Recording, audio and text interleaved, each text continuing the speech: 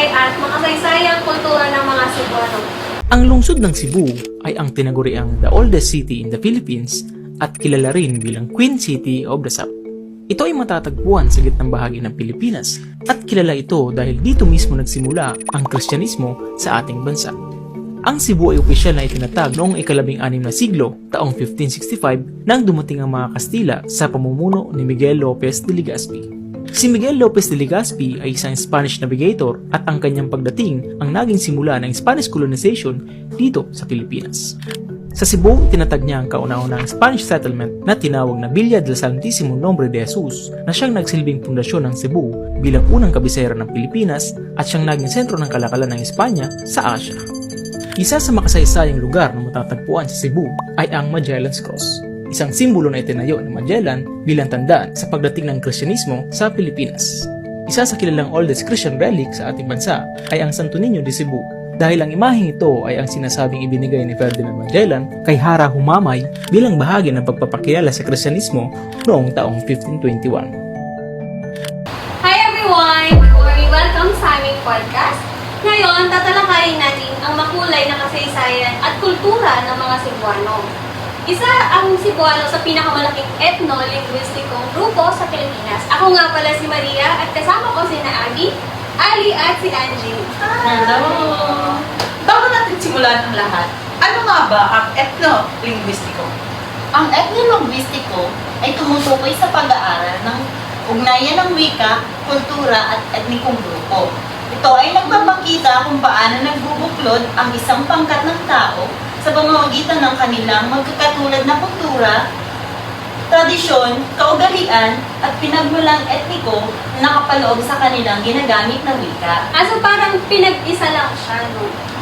Kumbaga, yung wika at yung grupo ay parang nadidetermine sila kung ano yung kultura at wika na ginagamit nila. Like for example, Tagalog. Siyempre Tagalog or Cebuano. Cebuano yung kumbaga yung wika nila na ginagamit is Bisaya. So, belong sila dun sa Cebuano na ethnic group. Since ang ginagamit nilang wika is from Bisaya and then yung kultura nila is from Bisaya din. Dahil napaliwanag mo yan, anong idea mo sa Cebuano? So, ang idea ko, ang mga Cebuano ay kilala rin sa tawag na Cebuanon o Bisaya na nagmula sa malawak na rehiyon ng Visayas. Na ang Cebu ay ibig sabihin ay subo. Alam niyo ba kung ano ibig sabihin ng subo? Hindi. Paalam ko yung supo. Oo, subo. Yung pagkalalaman sa So anyways, ang subo guys, yun yung paglakad sa ibabaw ng tubig. Parang ano siya yung kay Jesus Christ, yung naglakad sa dagat noon. Kasi dahil noon, kailangan lumakad sa mababaw na parte ng pangpang para makatawid. Alam mo, magandang trivia yan.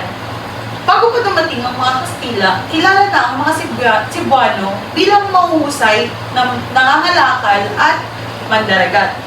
Dahil sa lokasyon ng Cebu, naging sentro na rin ito ng kalakalan. Nang dumating ang mga Kastila noong ika-16 na siglo, dito rin nila unang tinatag ang kanilang pamayanan.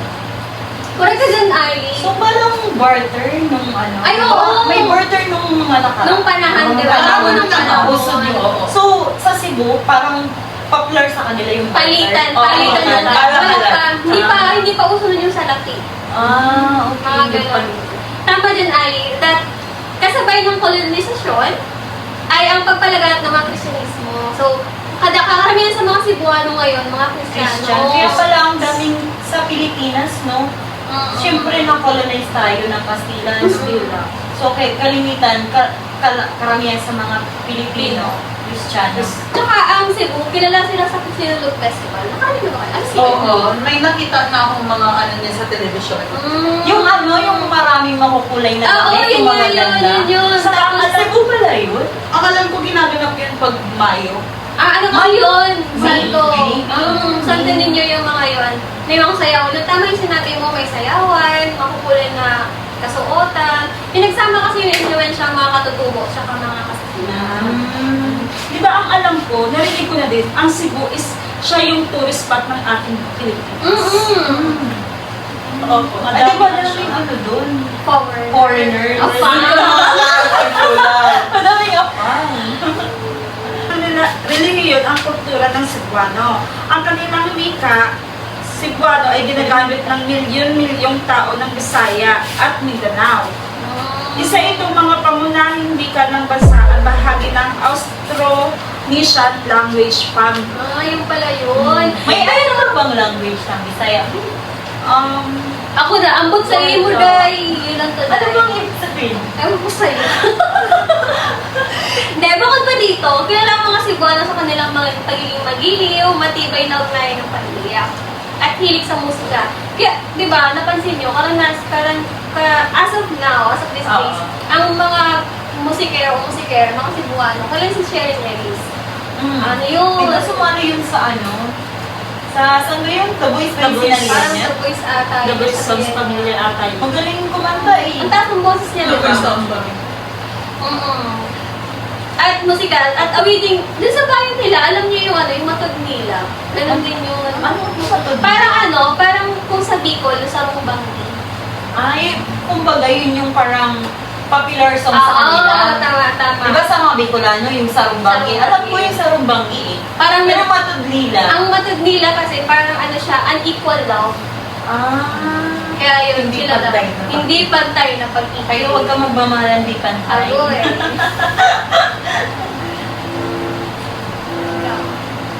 Ngunit, kahit may pagbabago, nananatili pa rin ang kanilang pagkakailanlan, buhay pa rin ang wika, taon-taon ay pinagdiriwang ang pesta, at matibay ang kanilang pagmamahal sa kultura.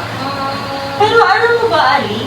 Kasi kahit sa paglipas ng panahon, bago rin ang way ng pamumuhay ng mga Cebuano. Since meron ng globalisasyon at modernisasyon, marami sa mga Cebuano ngayon ay naging ibang bansa na lang or pumupunta sa ibang lungsod para doon na maghanap ng trabaho instead na sa pangangalakal or pangingisda. Siyempre, nagkaroon na din ng modernisasyon, kailangan na din mag-adapt.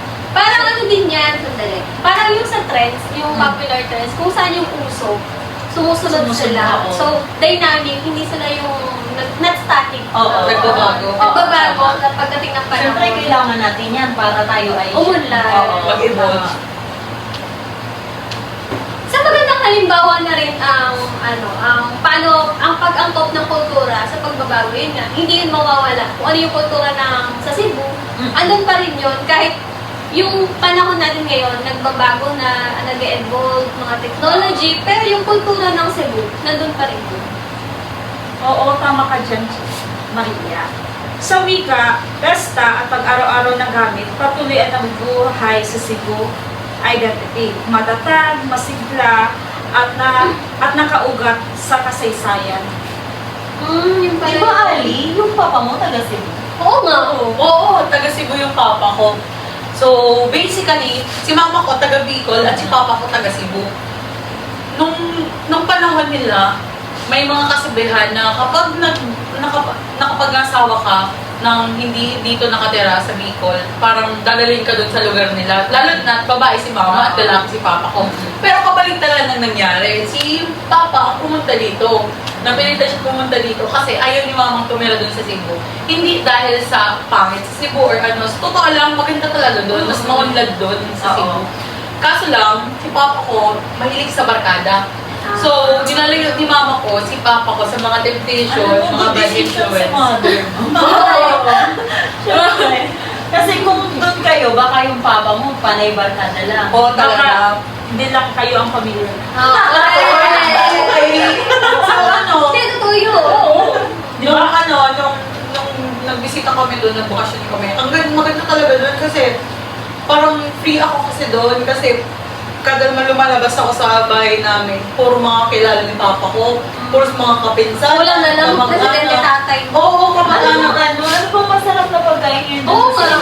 Lechon, chicharon, Ay, doon ba dried yun? mango, yun ang mga Yung pinagmamahal dried nila mango yung pagkain. yung may sulat na Cebu. Oo, yung pala Ang sarap yun. nun. Paborito ko yun eh. Tapos alam nyo, binibiro ko pa nun yung pinsan ko. Na sabi ko, halaman mo ako dyan ng papangasawa para dyan ako tumira. Kasi sobrang ganda doon. At as in, like yung mga tanawin, sobrang ganda. Tapos yung mga beach, ang ganda ng mga ano, malinaw, tapos ang sarap ng hangin, tapos ano, very maunlad talaga doon at ang madaming mga buildings, ang daming opportunities. Saka ngayon, city na ngayon, syudad na ngayon yung Karkar eh. So si Papa ko, Karkar City Karkar na. yung ano, parang sentro. Oo. Ay hindi, ang sentro doon, ano ata eh, nakalimutan ko. Basta yung ibang ano, basta yung doon kila Papa, city na siya ngayon.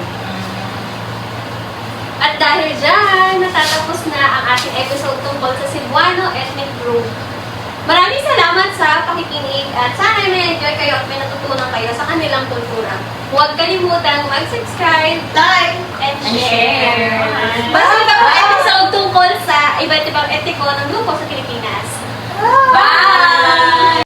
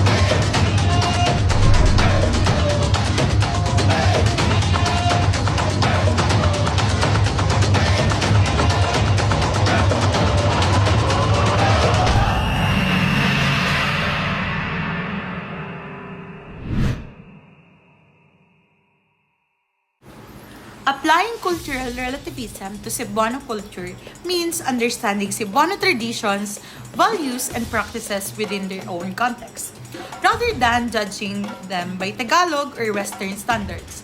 This perspective highlights Cebuano identity as a valid and rich expression of Filipino culture. There are key elements of Cebuano culture. First is the language. Cebuano or Bisaya is the heart of identity, shaping thought, humor, and everyday interaction. Next is the festivals. The Sinulog Festival is a vibrant religious and cultural celebration of Santo Niño combining faith, dance, and community pride. Next is the community values.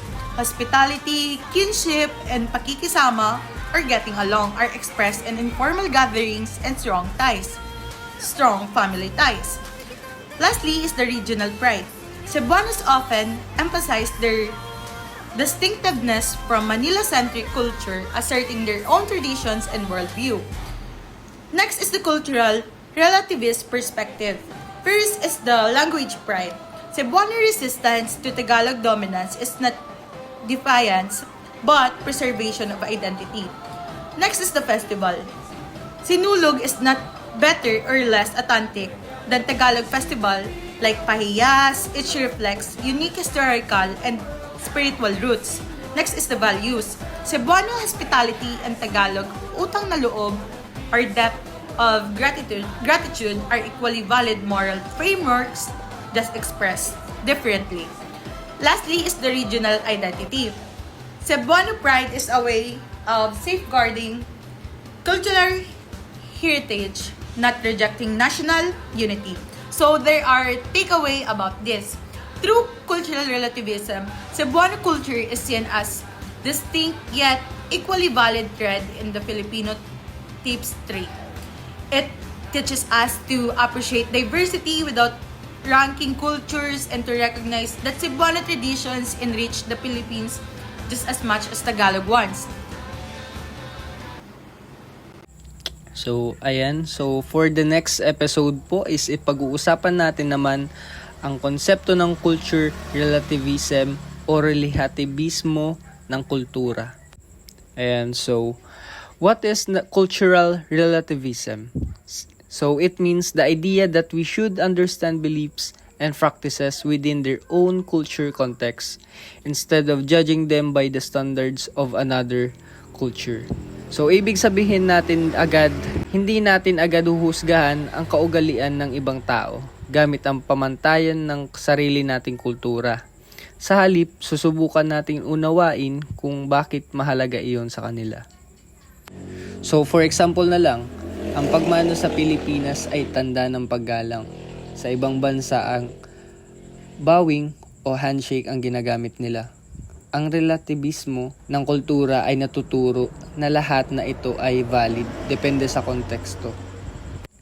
And why it matters? So, kapag naintindihan natin ang relativismo ng kultura, mas nagiging bukas tayo sa pagkakaiba-iba na nakakatulong ito sa personal growth o diplomacy at global relations. Kaya tandaan na ang kultura ay salamin ng identity. Kapag nare-respeto natin ang iba, mas nauunawaan din natin ang sarili. So maraming salamat sa pakikinig. Hanggang sa mga susunod na talakayan ulit.